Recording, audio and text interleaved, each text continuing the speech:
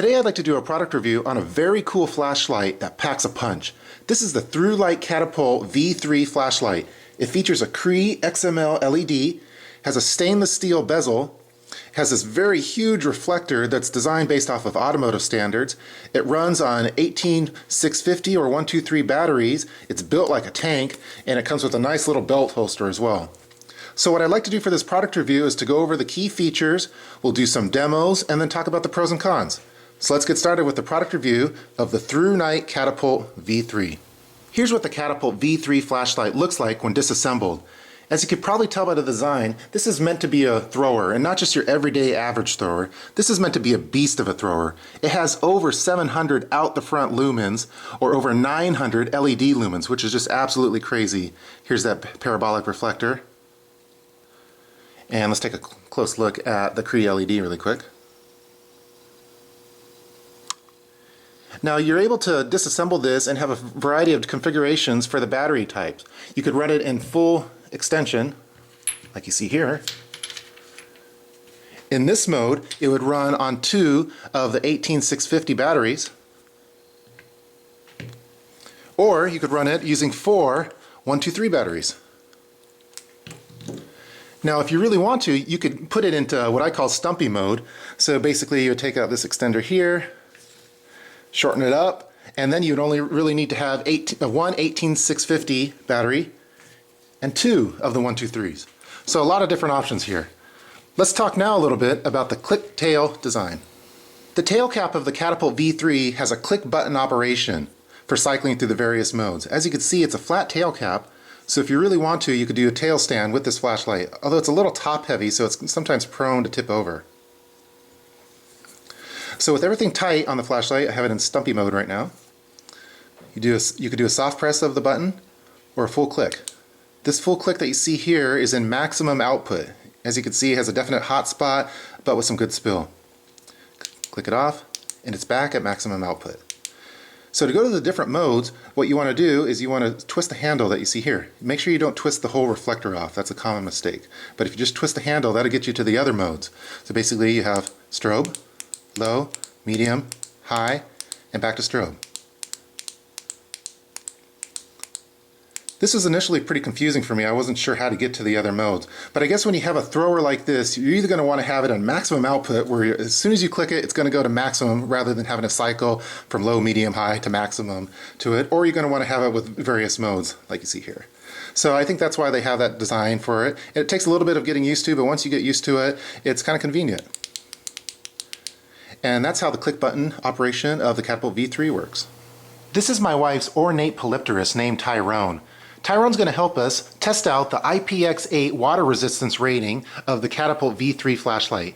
Basically, you could dunk this flashlight in water for an extended period of time and it's going to work just fine.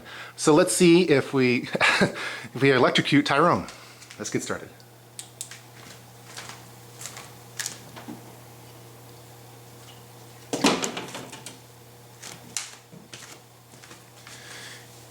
As you can see, the flashlight's working just fine, and Tyrone approves.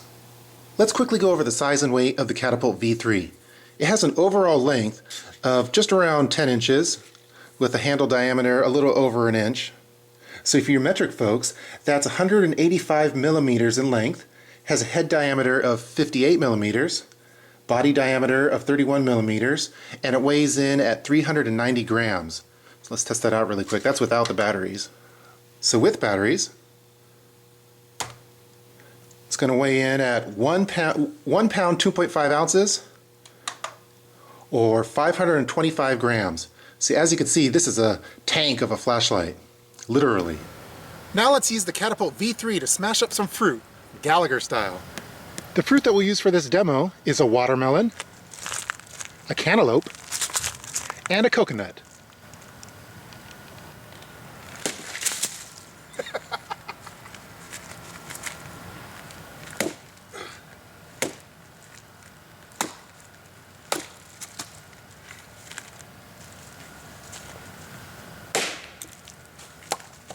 Now that's tough. The Catapult's so tough that it could serve as a backup hammer for some light carpentry work. Let's try it out.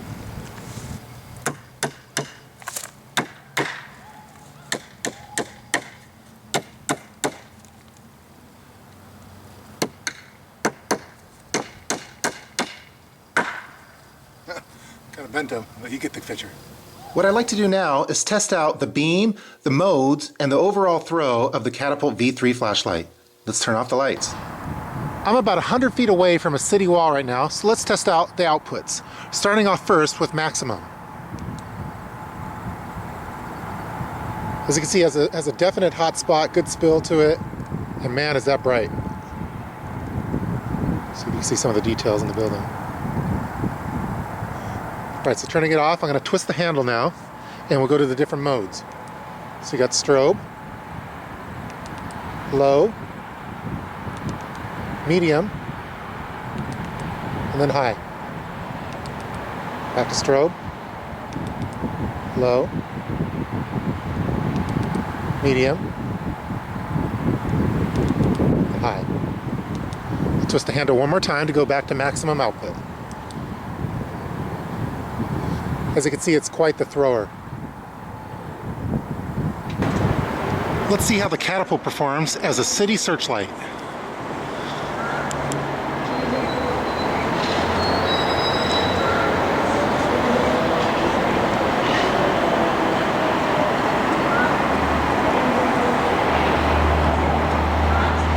Pretty good. Let's go all the way up to the top.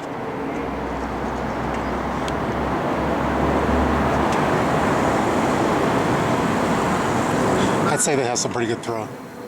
Let's quickly go over the pros and cons of this flashlight, starting off with the pros. As you saw through the demos, this is an awesome thrower of a flashlight. I'm really impressed with how far this thing throws light. It has a great beam of light, a great pitch, it has a neutral tone to it, which I really enjoy. It's just an awesome thrower. I love testing it out in various scenarios, whether those be in the woods or in the city. It just throws light like you wouldn't believe. It's built like a tank, as you saw. I mean, this thing is rock solid. You would never have to worry about it breaking if you dropped it. This thing smashes fruit like none other. So I really like that part of it. I like that it has a thermal cutoff sensor. I didn't talk about that in too much detail. So basically, this thing's not gonna, if it gets too hot, it's not gonna melt the circuits or anything like that, which is a cool feature. They've done a lot of circuit tweaks to the flashlight that helped improve it over previous versions of it. Let's see, anything else? I like that it's IPX8, water resistant. I'm always kind of looking for that in a flashlight. I like that you could do a tail stand. Geez, man, so many things to like about it. Well, maybe not last, but the ergonomics of it is just, as you can see, it's just awesome. I mean, this flashlight would make Obi-Wan Kenobi proud to have it. And last but not least, I really like the holster, the belt attachment for it. It seems very well built. Allows for quick access of the flashlight. So it's just a really nice holster that they included with it. Those are all the pros that I have for the Catapult V3. Now let's go over the cons of this flashlight. For me, the number one con of the Catapult V3 is the battery type that it takes. I don't really have a lot of 123 or 18650 batteries stored with me. I always have, batteries that are letters. So D, C, AA, AAA. I always have these batteries with me, and I have to kind of do special orders for 123s or for 18160s. They are a little bit more expensive, they're a little bit harder to find, and so if you run out of batteries and you're in a pinch, you might not be able to go to your local Walgreens and just pick up some 123s or some 18650s. So for me, that's a con of the flashlight. Another con, it's very heavy, so if you did want to have this on the holster and have this on your belt, it's going to be weighing you down a little bit, but it does have a purpose as well for that weight, so as you can see through the fruit smashing. Next, the price, I mean, for its type, it's pretty good. It's $120, but for some people that might be a little expensive. But I think it's a quality flashlight, so it kind of warrants having a little higher price tag to it. Let's see, anything else for this? Sometimes when you have the 123 batteries in it, I've noticed that you could hear a little bit of clicking of the batteries with the head joint sometimes. So that has happened. That gets me a little worried at times, but I'm not too concerned about it. And those are the cons that I have for the Catapult V3. That's going to do it for this product review of the ThruNite Catapult V3 flashlight. Overall, I really, really like this flashlight. It's definitely one of my cooler flashlights, and it's very fun to show off. So I definitely recommend this flashlight. So if you're looking for a large, sturdy, high output thrower flashlight, the ThruNite Catapult V3 will not only meet but exceed your expectations. Please feel free to leave any kind of comments below in the comment section, and I'll talk to you guys later. Take care.